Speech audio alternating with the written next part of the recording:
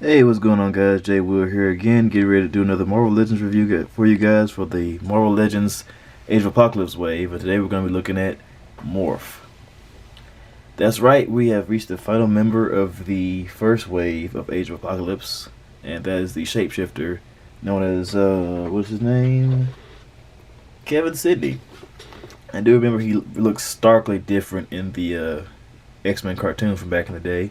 But I believe during the Age of Apocalypse run, he was changed or shifted or whatever to look differently by Apocalypse himself as one of Apocalypse's four horsemen, I think. And of course, do not quote me or scold me too much, but I do believe that's how it happened in the comics. But I will be going back maybe the next month or two, coming weeks, months, or whatever. Maybe during when spring rolls around, I might go ahead and look back at the Age of Apocalypse wave to refresh myself. But yeah, so this is Morph, and as always, take him off his stand real quick. Gonna take a quick look at the packaging, and then we're gonna take some looks at some comparisons, and then we're gonna look at the figure. So, starting off with the box here, Marvel's Morph. Pretty standard, same as the rest that came before. Artwork on the sides. Same artwork on the other side. There's the wave. You want to complete it. That's what you need to get for Sugar Man. It's a little bit of a read up right there. If you want to read it, go ahead and pause it now. Yeah. Not much else going on. Put that to the side. And let's get into some comparisons real quick. First thing I'm going to do is gonna go ahead and just bring in his entire wave mates. Everyone that I've done so far. Let's bring him just a little bit closer. Got Marvel's Jean Grey from the Age of Apocalypse wave. You got your Weapon X. These two are good buddies, I remember, in the cartoon from back in the day. Until he went missing. They never really resolved that as far as I know. Sunfire. Get you to come out a little bit so we can see you. You got Nate Gray here. You got Wild Child. Oh, I need a wider frame. Let's put you over here on this side. And you got Dark Beast. Such a great figure. Definitely get him if you need to. Well, if you plan on getting this wave, go ahead and get him. Yeah. Very colorful, very highly detailed wave. I'm very impressed with what they were able to dish out for us here. Definitely looks like something straight out of a comic book panel.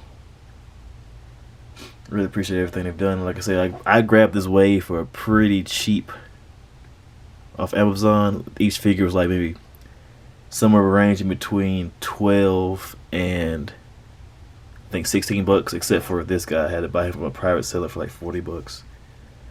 But worth it. Worth it.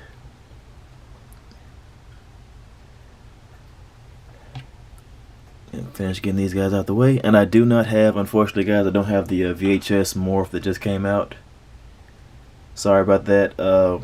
Because I wasn't really expecting to get him and get that Morph or anything like that. But now that I know more about the character a little bit, and I am feeling very nostalgic about the cartoon, I went ahead and ordered the, well, I didn't order it, but I have the VHS Morph in my cart on Hasbro.com. So I will be getting him in the coming weeks. But for now, this guy will have to do for the review. And as far as accessories, he does not come with any accessories for himself, but he comes with the right leg, the final piece of Sugar Man. So yes, Sugar Man coming up next, guys. Stay tuned. Don't have any other Morph characters or figures or anything like that I can compare him against, so his wave is just gonna have to do for right now. But let's go ahead and get down to brass taxes and see what the figure can do. He has this big, kind of bulky cape that I'm kind of using right now for balance. It's kind of useful in that regard. So I kind of just, leave it on him and just kind of like balance him backwards just a little bit. No shame in it. But it plugs in a plug hole on his back. I'm just going to take it off so I can get into the articulation and the cape is not in the way. Head looks up that far. Looks down that far. So pretty good range right there. Goes side to side, of course. Not really a head tilt or anything like that. It's pretty solid neck. It never skips trap day. Shoulders go up pretty far. Go well above parallel, so that's nice. Has a pretty decent butterfly joint that goes back that far and forward that far. It's a pretty good range right there. Has a round the world kind of swivel. If I can get the butterfly joint to stay still for a second to show you guys that. That works. Bicep swivel. Double jointed elbows, however, these big thick gauntlet style gloves, I guess you call them, maybe. These kind of get in the way, they hinder him from folding all the way up, so if you can kind of finagle it, maybe you might be able to get a little bit more range out of it, but it does get in the way. Wrist swivel with up and down motion. So yeah, you can do that. Has a torso cut that goes back. Doesn't really give you any crunch back or anything like that, but it stops pretty much right there. So not too far back. Crunches forward this much. Waist cut. Oh, before I forget, his head does pivot all the way around, just so you guys know that. Some guys pointed out to me that I sometimes forget that, but I apologize. I'm going to throw it in as much as I can now. Let's kick out that far, so not too much of a wide kick. Sideways. Kicks forward this far. Yeah. So then upper thigh cut right there. Double jointed knees. Then he has the boot cut right there on the swashbuckler boots, the big deal right there, kind of like the Captain America ripoffs.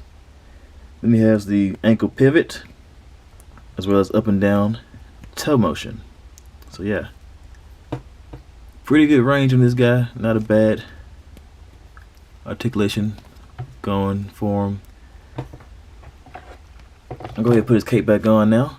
Yeah, so I think I got this guy for a little bit cheaper as well. I think I maybe got him for maybe about between 11 and 14 bucks. So not too bad, especially if you want to build the Build-A-Figure, which is Sugar Man.